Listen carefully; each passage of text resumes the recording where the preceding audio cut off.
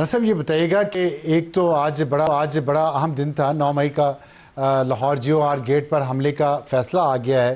شاہ محمود قریشی بری ہو گئے ہیں، یاسمین راشد، اعجاز چودھری، سرفراز چیمہ کو 10 سال کی سزا ہو گئی ہے۔ اور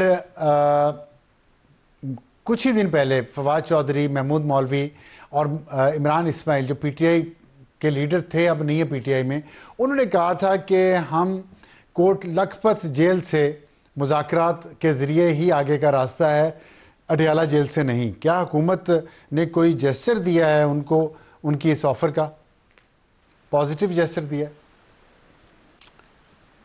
نہیں، دیکھیں یہ کیسز تو علیحدہ سے جو ہے وہ ایک اپنا جو ہے وہ پروسیکیوشن کا سسٹم ہے، وہ ٹرائل ہو رہے ہیں۔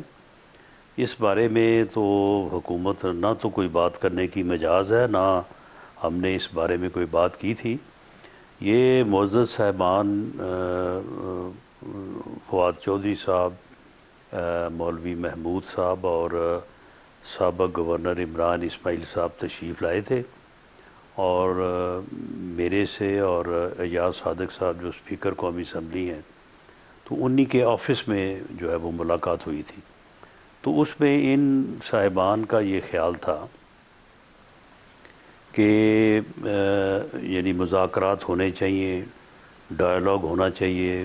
جمہوریت میں ڈائیلاگ سے ہی بات آگے بڑھتی ہے، تو یہ ڈیڈ لاک جو ہے اس کو ختم ہونا چاہیے۔ تو ہم نے ان کو بتایا، ہم نے کہا کہ ہماری طرف سے تو اسپیکر صاحب نے ایفرٹس کی ہیں، وزیر اعظم نے آن دی فلور آف دی ہاؤس جو ہے وہ آفر کیا ہے۔ ان کی سیٹس کے اوپر جا کے جس دن بجٹ پاس ہوا تو ان کا شکریہ ادا کیا، اور انہیں کہا کہ ہمیں مل بیٹھ کے بات کرنی چاہیے۔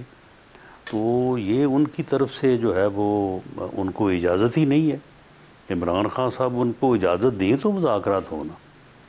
تو ان صاحبان کا لیکن آپ یہ وہ کہہ رہے خیال ہیں کہ تھا آپ ملاقات ہی کہ نہیں ان ہونے میں دیتے سے ان کی۔ کوئی بھی اس قابل نہیں ہے، یعنی نہیں ملاقات جو ہے وہ ملاقاتیں تو یہ اب کی کہانی ہے نا۔ اس سے پہلے جو ہے وہ ملاقاتیں جو ہے وہ ہوتی رہی ہیں۔ جو کیسز کا جب ٹرائل ہو رہا تھا اس وقت بھی لوگ روز ان کو ملتے تھے، اور یہ جو میں بات کر رہا ہوں وزیر اعظم صاحب کی طرف سے ان کو مذاکرات کی آفر، کیونکہ وہ آج کی بات تو نہیں ہے نا، وہ تو آج سے تقریباً 8 مہینے پہلے انہوں نے غالباً پہلے مارچ میں بات کی تھی، پھر اس کے بعد بنیان المرصوص مارکہ حق کے موقع کے اوپر مئی میں ہوئی بات، اس کے بعد پھر 30 جون کو ہوئی۔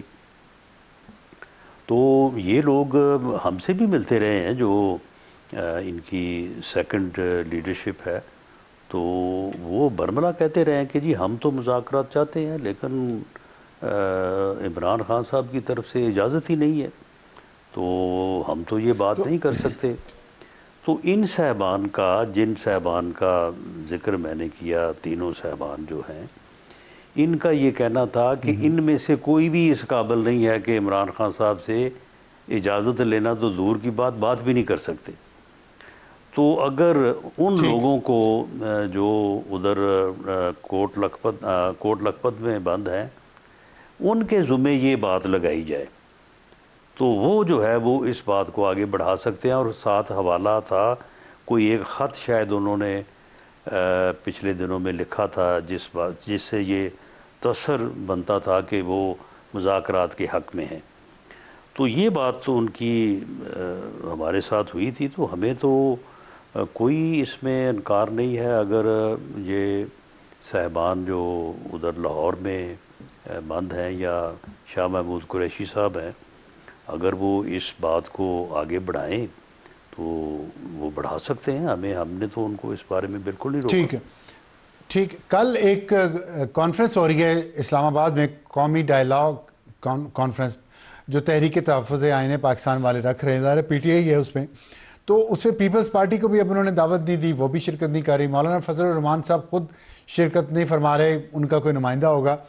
کیا حکومت نے ان دونوں سیاسی جماعتوں کو کنونس کیا ہے کہ اس کانفرنس کو زیادہ اہمیت نہ دی جائے؟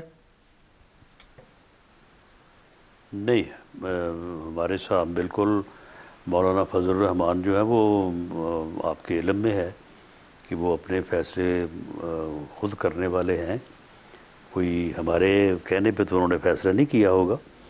پیپلز پارٹی بھی لیکن وہ خوش تو نہیں ہے آپ independent سے. وہ اپنے فیصلے.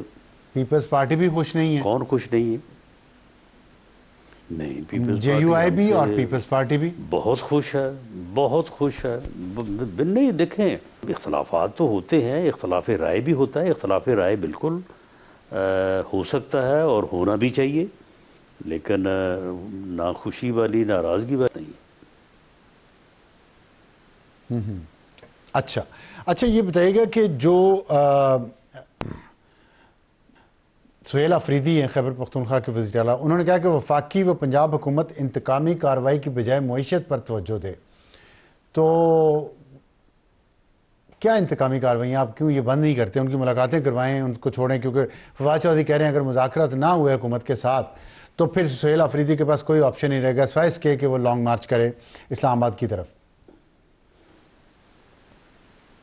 تو سہیل آفریدی صاحب مذاکرات کرنا چاہتے ہیں یا انہوں نے آفر کیا ہے کہ ہمارے مذاکرات ہونے چاہیے؟ وہ تو جو آئینی طور پہ میٹنگز ہیں جس میں ان کا آنا جو ہے وہ ضروری ہے، تو اس میں بھی وہ بالکل بچ بچا کے اور بڑے ریلیکٹنٹلی جو ہے وہ شرکت کرتے ہیں. تو مذاکرات کی بات تو ان کی طرف سے ہے ہی نہیں. وہ تو کو کفن وغیرہ کا انتظام کر رہے ہیں، اور پچھلے دنوں وہ ایک جگہ پہ جلسہ عام میں کہہ رہے تھے کہ ہم اسلام آباد جائیں گے اور وہاں سے کفن میں واپس آئیں گے. مذاکرات کی بات تو میں نے نہیں ٹھیک سنی ان کے منہ سے. ٹھیک ہے. اچھا یہ بتائیے گا کہ آپ نے ایک جگہ کہا، ابھی ظاہر ہے یہ 9 مئی کے کیس کا فیصلہ جو آیا ہے آج، اسی کے ریفرنس سے میں بات کر رہا ہوں، کہ آپ نے ایک جگہ کہا کہ 9 مئی کا ماسٹر مائنڈ فیض حمید تھا، اور پھر جو نومبر میں لانگ مارچ ہو رہا تھا اس کا ماسٹر مائنڈ بھی فیض حمید تھا.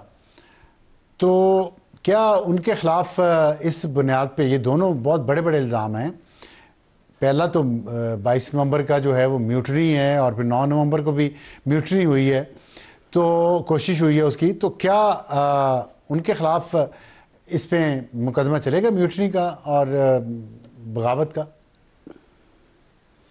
نہیں دیکھیں، میں نے اس سوال کے جواب میں کہ جو کورٹ مارشل ہوا ہے فیض حمید صاحب کا، اس میں اس کا جو ایک بریف سٹیٹمنٹ جاری ہوئی ہے، اس میں کہا گیا ہے کہ ملک میں افراتفری یا ڈسٹیبل کرنے کے لیے جو ہے وہ جو سیاسی کارروائیاں ہوئی ہیں یا سیاسی ایونٹس ہوئے ہیں، تو ان میں فیض حمید صاحب کی انوالومنٹ جو ہے اس کے بارے میں ابھی تحقیقات جو ہے وہ ہو رہی ہیں.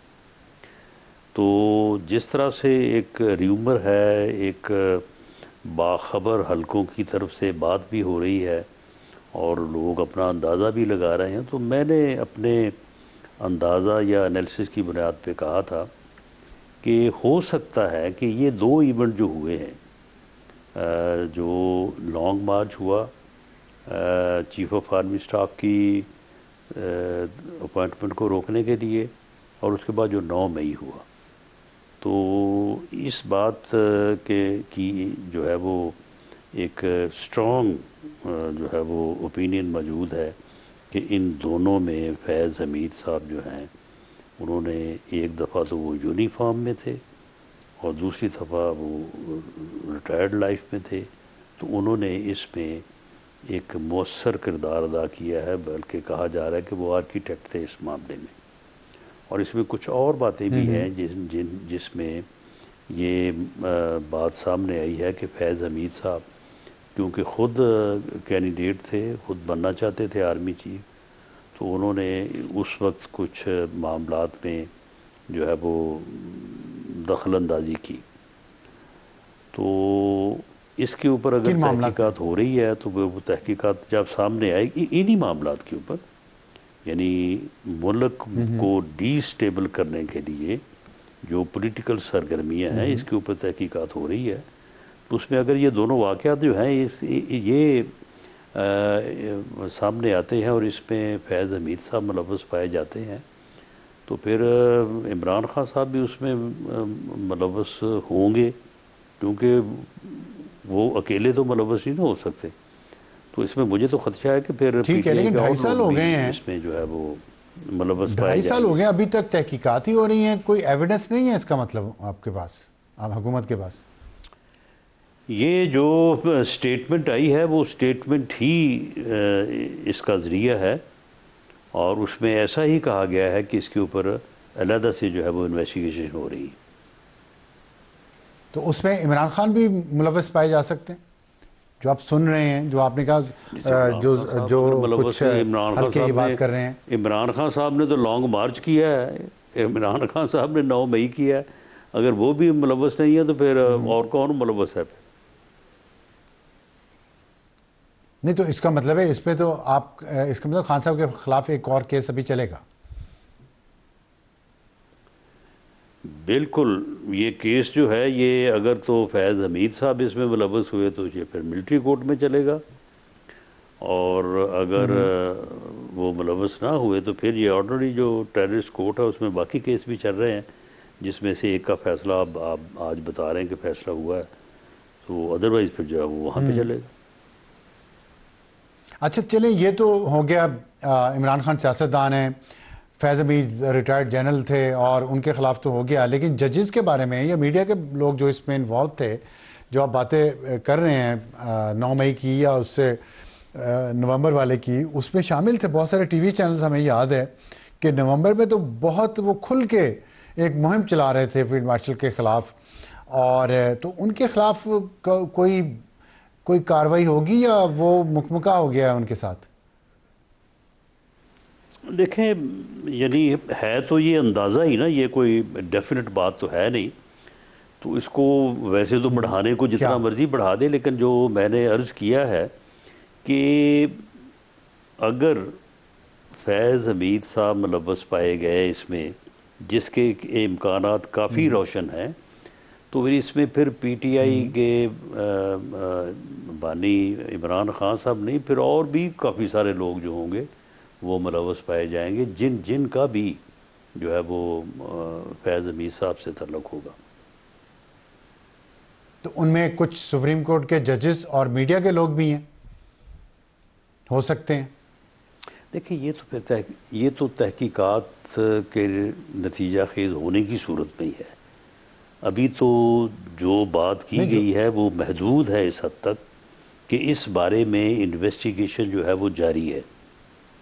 اب اس انویسٹیگیشن میں جو ایویڈنس سامنے آتی ہے، اس ایویڈنس کی جہاں تک اس کی ریچ ہوگی تو وہ سارے لوگ ملوث ہوں گے.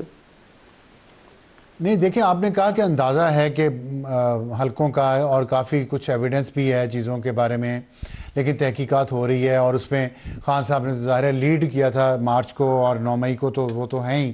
اسی طرح ہم نے دیکھا کہ ٹی وی چینلز بھی کچھ تھے شامل، اور کچھ ججز کا بھی رول بڑا اہم تھا. تو میرا تو سیدھا سادہ سا سوال ہے کہ اسی طرح جیسے آپ ڈیڈکٹ کر رہے ہیں عمران خان کا رول، کیا آپ ڈیڈکٹ کر رہے ہیں ججز کا اور میڈیا کا رول اس سازش میں، ان دونوں سازشوں میں؟ نہیں، اس میں جو سول سائڈ پہ جو کیسز بنے ہیں 9 مئی کے حوالے سے، ان کی تو تفتیش مکمل ہو گئی، وہ سارے کیس جو ہے وہ ٹرائل کے لیے عدالتوں میں موجود ہیں. لانگ مارچ کے حوالے سے کوئی ایز سچ کیسز جو ہے وہ نہیں بنے تھے، اور یہ جو انویسٹیگیشن ہے یہ سول سائڈ پہ یا گورنمنٹ سائڈ پہ یا پولیس سائڈ پہ نہیں ہو رہی. یہ انویسٹیگیشن جو ہے جہاں جو کورٹ مارشل کے متعلق جو سٹیٹمنٹ آئی ہے اس میں جو بات کی گئی ہے، تو یہ انویسٹیگیشن تو وہیں ہو رہی ہے. یہ انویسٹیگیشن جو ہے وہ کسی سویلین سائٹ پہ نہیں ہو رہی. اچھا، تو یہ اگر خان صاحب کے خلاف کیس چلا اور فیض حمید کے خلاف 9 مئی کا اور نومبر والا، تو یہ بھی ملٹری کورٹ میں ہی چلیں گے؟ جی، جس میں فیض حمید صاحب ملوث پائے جائیں گے تو ان کے جو بھی کو ایکیوزڈ ہوں گے، اس میں الزامات جو بھی ہوں کہ لانگ مارچ اگر کیا گیا ہے تو وہ ادارے میں ایک اتنی بڑی جو تعیناتی ہے اس کے اوپر اثر انداز ہونے کے لیے اگر کیا گیا ہے تو یہ تو بڑا ایک ہینس افینس، بڑا ڈیمیجنگ افینس. ٹھیک ہے، تو اس میں اور اسی طرح سے میں ظاہر ہے قانون کا طالب علم نہیں ہوں. 9 مئی میں اگر سمجھنے کے لیے آپ سے یہ پوچھنا 9 چاہ رہا ہوں. مئی اگر 9 مئی اگر اس میں یہ پایا جائے کہ 9 مئی کے واقعے میں جو ہے وہ کچھ لوگ ایسے بھی ملوث تھے جو ہے وہ اس وقت ادارے کا حصہ تھے، تو پھر تو یہ معاملہ سارا ملٹری کورٹ میں چلے گا. پھر اس نے کہاں چلنا ہے؟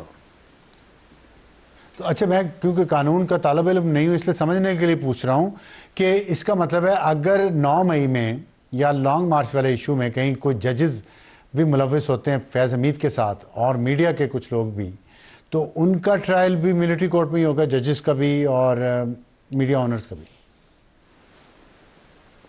دیکھیں، اس میں کسی بھی ملزم کی حیثیت کا تو کوئی اپنا تعین نہیں ہوتا. جو ملزم ہوگا جس قانون کے تحت ہوگا، اس قانون کے تحت جو پروسیکیوشن کا فورم بنتا ہے وہیں پہ چلے گا کیس، چاہے جج ہو جائے جرنلسٹ، جو بھی ہو. ٹھیک ہے. رانا صاحب بہت شکریہ ہم سے بات کرنے.